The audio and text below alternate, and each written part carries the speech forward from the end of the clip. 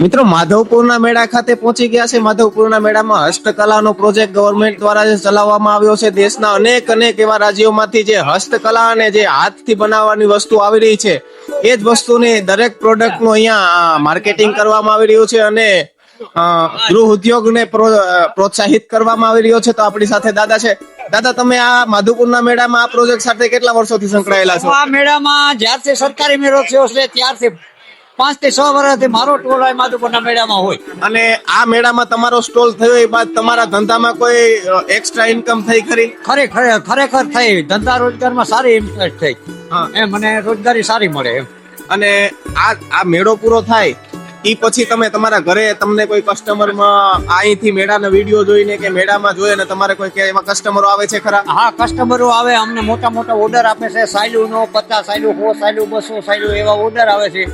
કોઈ ઉડાડવા માટે, કોઈને વેચવા માટે, અમે વાજબી ભાવે આપીએ છીએ। અને દાદા, આ વણાટ કામની અંદર તમે કેટલા સમયથી અંદાજિત જોડાયેલા છો? મારી ઉંમર છે 65 વર્ષ। જ્યારનો હું 20 વર્ષનો હતો ત્યારથી 45 વર્ષથી હું આમાં જોડાયેલો છું। વાહ! અને દાદા, માધવપુરના મેળામાં તમારો સ્ટોલ થયો તો તમને ખરેખર ઉત્સાહ કેટલો છે? અરે પણ જોરદાર તો કયો, બહુ મજા આવી ગઈ, એવી ઉત્સાહ છે મારા મનમાં તો એમ। આ ટોલ મળ્યા ત્યાંથી તો આપણે દાદાને પણ મળ્યા છે અને એવા માધવપુરના મેળાની હસ્તકલાની વાત કરવાની છે। આગળના હસ્તકલાના સ્ટોલ પણ હું તમને બતાવીશ।